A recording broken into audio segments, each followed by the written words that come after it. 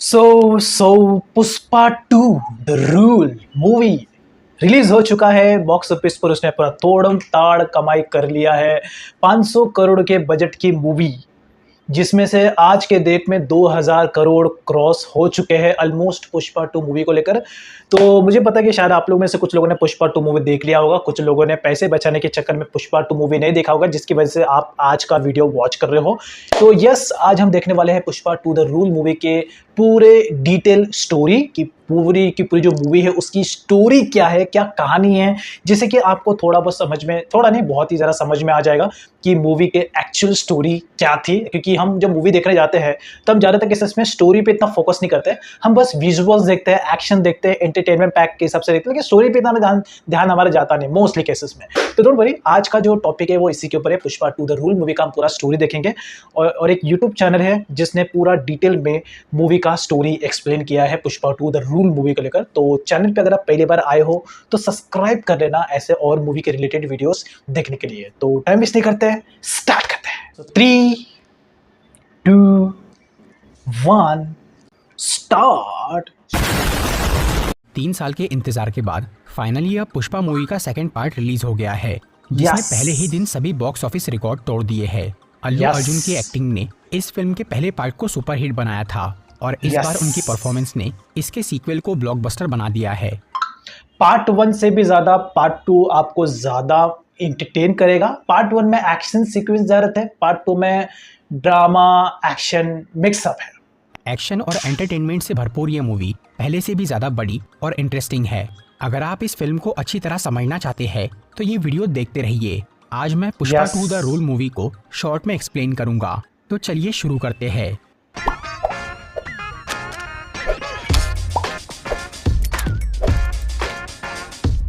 Movie की starting में पुष्पा को एक सपना दिखता है कि उसने अपना लाल चंदन जापान देश को सप्लाई किया, लेकिन उन लोगों ने इसके पैसे नहीं दिए। इसकी वजह से पुष्पा जापान जाता है और उस गैंग से लड़ता है जिन्होंने वो माल खरीदा था, लेकिन लड़ते वक्त पुष्पा को गोली लग जाती है। इससे उसे अपने बचपन की एक घटना याद आती है जब वो ऐसे ही पानी में गिरा था, और तब इस भयानक सपने से पुष्पा की नींद खुल जाती है। तो अब बात करते हैं असली कहानी की। इस फिल्म की स्टोरी पार्ट 1 के कुछ टाइम बाद की है।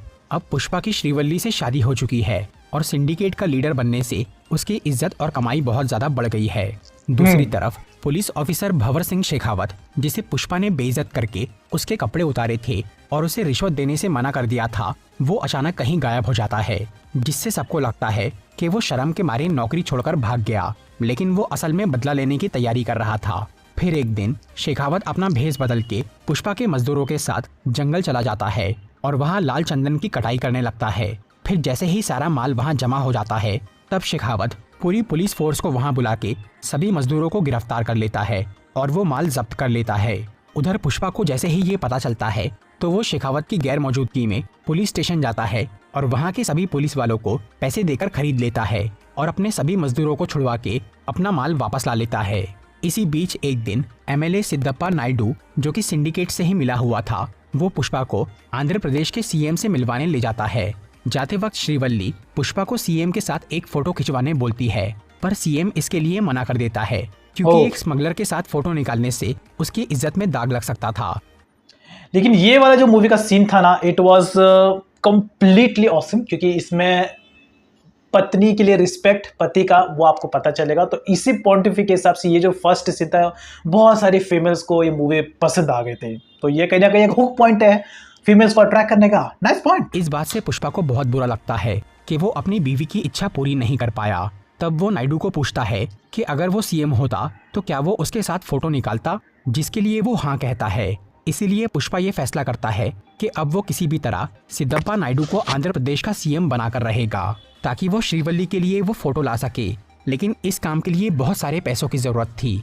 तब पुष्पा नायडू को दिल्ली भेजता है और उसके जरिए सेंट्रल मिनिस्टर प्रताप रेड्डी से बात करता है। वो उसे 500 करोड़ रुपए देकर सिद्धप्पा को CM बनाने बोलता है, जिसके लिए प्रताप रेड्डी तैयार हो जाता है।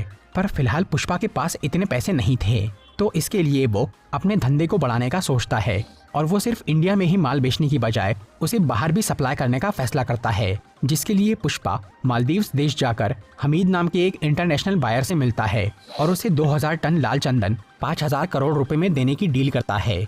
ये सौदा होने के बाद अब पुष्पा का टारगेट था इतना सारा माल जमा करना। इसके लिए वो लाल चंदन बेचने वाले सभी स्मगलर को अपने सिंडिकेट में शामिल कर लेता है और मजदूरों को ज्यादा पैसे देकर काफी स्पीड में पेड़ कटवाना शुरू करता है और वो सारा माल अपने चित्तूर जिले में जमा करने लगता है। दूसरी तरफ मंगल सीनू, जो कि सिंडिकेट का पुराना लीडर था, उसे ये पता चलता है कि पुष्पा बहुत सारा माल जमा कर रहा है, जिससे सीनू और उसकी बीवी दक्षा को ये डाउट होता है कि पुष्पा कोई बड़ा काम करने वाला है। इसीलिए वो उसके रास्ते में टांग अड़ाने का सोचते हैं और वो भंवर सिंह शेखावत से हाथ मिला लेते हैं, क्योंकि इन दोनों ही पार्टी को पुष्पा से अपना बदला लेना था। तब एक दिन दक्षा शेखावत से मिलके उसे बताती है कि उनका एक पुराना आदमी बिच्छा रेड्डी अब सिंडिकेट का मेंबर बन गया है और वो पुष्पा को माल सप्लाई कर रहा है। दक्षा ये जानती थी कि बिच्छा रेड्डी अपना माल कहाँ से ले जाता है, इसीलिए वो शेखावत को बोलती है कि वो उसका माल जब्त करके बिच्छा को धमकाए ताकि सिंडिकेट के बाकी लोग पुलिस से डरने लग जाए, जिसका फायदा उठाकर सीनू फिर से सबको अपने पक्ष में ले लेगा। इसलिए एक रात शेखावत उस जगह पर अपनी टीम लेकर खड़ा हो जाता है जहां से बिच्छा रेड्डी माल ले जाता था। फिर जैसे ही वो चंदन के ट्रक वहां से गुजरते हैं तब पुलिस वाले उन्हें रोकते हैं और शेखावत वो ट्रक्स को जला देता है। इसके बाद शेखावत बिच्छा को पकड़ता है और वो उसे पुल से नीचे फेंककर मार देता है और सीनू वहां आकर उसे बोलते हैं कि उन्होंने सिर्फ उसे डराने के लिए कहा था, लेकिन शेखावत उन्हें कहता है कि अगर वो बिच्छा को डराता तो इससे ज्यादा फर्क नहीं पड़ता था, पर उसके मरने से अब पूरा सिंडिकेट उससे डरेगा। फिर जैसे ही बिच्छा रेड्डी की मौत की खबर फैलती है तो सच में सिंडिकेट के लोग शेखावत से डरने लग जाते हैं और वो सब मंगल सीनू को फिर से सिंडिकेट का लीडर बनाने की बात करते हैं ताकि पुष्पा और शेखावत के झगड़े में उनकी जान न जाए। और इस हादसे के लिए सब लोग एमएलए नायडू को दोषी ठहराते हैं, क्योंकि उसी ने पुष्पा को सिंडिकेट का लीडर बनाया था। इसीलिए नायडू जाकर शेखावत से मिलता है और इस मैटर को शांति से सॉल्व करने की बात करता है, लेकिन भंवर सिंह को बहुत गुस्सा चढ़ा था। वो पैसे लेकर भी शांत नहीं हो रहा था। इसीलिए नायडू बोलता है कि अगर वो पुष्पा से उसे सॉरी बुलवा दे तो क्या वो उसे माफ कर देगा। तो शेखावत इसके लिए राजी हो जाता है और फिर वो एक बहुत बड़ी पार्टी रखता है ताकि वो सबके सामने पुष्पा को नीचा दिखा सके। उधर सिंडिकेट के सभी मेंबर्स पुष्पा पे ये दबाव डालते हैं कि वो शेखावत से माफी मांग ले। फिर जिस दिन वो पार्टी रहती है तब पुष्पा बहुत पी लेता है और सबकी बातों में आकर शेखावत के पास जाता है और उसे सॉरी बोल देता है। इससे शेखावत और बाकी सब लोग बहुत खुश होते हैं कि उन्होंने पुष्पा राज को झुका दिया। ये इंटरवल खत्म होने के पहले का 5-10 मिनट का ये सीन है जो पूरी मूवी की जान है, क्योंकि ये वाला जो सीन है इट वाज खतरनाक। यस, जरूर देखना। लेकिन सॉरी बोलने के बाद घर जाते वक्त पुष्पा को होश आता है और उसे ये महसूस होता है कि उसने बहुत बड़ी गलती कर दी। इसीलिए वो दोबारा उस पार्टी में जाता है और शेखावत को एक स्विमिंग पूल में गिराकर वहां टॉयलेट कर देता है। इसकी वजह से शेखावत बहुत भड़क जाता है और पुष्पा को मारने की कोशिश करता है। तब सब लोग उसे शांत करते हैं। फिर शेखावत पुष्पा को बोलता है कि अब वो उसे मारेगा नहीं, बल्कि वो उसका सारा माल जब्त करके उसे कंगाल कर देगा। इस पे पुष्पा भी उसे चैलेंज करके बोलता है कि अगले सोमवार को उसका 2000 टन माल चेन्नई जाने वाला है। अगर उसने एक भी लकड़ा पकड़ लिया तो वो खुद सिंडिकेट छोड़ के फिर से मजदूर बन जाएगा। फिर जब सोमवार का दिन आता है तब शेखावत अपनी पूरी पुलिस की फौज लेकर हर चेक पोस्ट की घेराबंदी कर देता है और वहाँ उन ट्रक्स के आने का इंतजार करता है। लेकिन जब वो माल वहाँ से नहीं गुजरता तब उन्हें डाउट होता है और वो नदी में देखते हैं जिसके अंदर पानी नहीं था, क्योंकि पुष्पा ने नदी को खाली करा दिया था और वो वहाँ से अपने ट्रक भेज रहा था। शेखावत को जैसे ही ये समझ में आता है तो वो अपनी टीम को नदी के रास्ते भेजकर उन ट्रक्स को पकड़ने बोलता है, लेकिन पुष्पा के साथी उनका रास्ता रोक देते हैं। तब शेखावत खुद अकेला किसी तरह उन ट्रक्स के सामने पहुंच जाता है और वो उन पे हमला करके पूरा माल पकड़ लेता है। फिर वो सीनू और दक्षा को वहां बुलाकर सेलिब्रेट करता है और मीडिया को बताता है कि उसने पुष्पा का 2000 टन माल पकड़ लिया है। पर तभी सीनू उसे बोलता है कि वो असली माल नहीं है, बल्कि एक दूसरा सस्ता लकड़ा है जो कि लाल चंदन जैसा ही दिखता है। फिर पुलिस वालों को एक बैलगाड़ी मिलती है जो कि वो माल पकड़ते वक्त बीच में आई थी। शेखावत जब उसे चेक करता है तो उसे पता चलता है कि वो बैलगाड़ी लाल चंदन से बनी है। मतलब पुष्पा ने असली माल को बैलगाड़ियों का रूप देकर उसे चेन्नई भेजा था और वो ट्रक्स में नकली माल भर के पुलिस का ध्यान भटकाया था। तभी पुष्पा वो पुलिस स्टेशन के सामने आता है और शेखावत का मजाक उड़ाता है। फिर वो उस बैलगाड़ी को बॉम्ब से तबाह कर देता है ताकि पुलिस को एक भी टुकड़ा न मिले। इस सब के बीच एक दिन काली माँ की बहुत बड़ी पूजा होती है जहां पुष्पा के परिवार वाले और दोस्त सब लोग जमा होते हैं। वहां अचानक सबको पता चलता है कि श्रीवल्ली प्रेग्नेंट है। ये सुनकर पुष्पा माँ काली का रूप लेता है और पूजा में नाच के अपने लिए एक बेटी की प्रार्थना करता है। क्योंकि पुष्पा का कोई सरनेम नहीं था, इसीलिए वो चाहता था कि उसे एक बेटी हो ताकि शादी के बाद उसे नया नाम मिल सके। तभी वहाँ पूजा के बाद कुछ गुंडे मिलके पुष्पा के सौतेले भाई मोहन की बेटी को छेड़ते हैं, जिसकी वजह से पुष्पा उन सबको बहुत मारता है। लेकिन इसके बावजूद भी मोहन इससे खुश नहीं होता और वो पुष्पा को अपने परिवार से दूर रहने बोलता है। तब श्रीवल्ली मोहन की बहुत बेइज्जती करती है और वो लोग वहाँ से चले जाते हैं।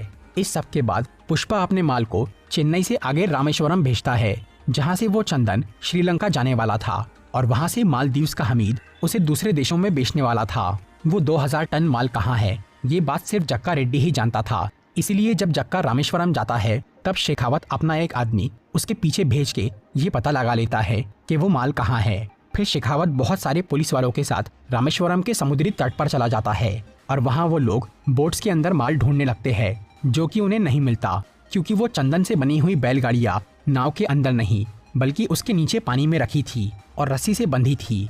इसीलिए जैसे ही वो पुलिस वाले बोट से बाहर आते हैं तब वो नाव वाले उस माल को लेकर श्रीलंका की तरफ बढ़ने लगते हैं, जो कि वहाँ से पास में ही था। शेखावत उन बोट्स का पीछा करता है, लेकिन वो लोग बॉर्डर क्रॉस कर लेते हैं। उन फिशिंग बोट्स को बॉर्डर क्रॉस करना अलाउड था, लेकिन इंडियन पुलिस वाले वहाँ नहीं जा पाते।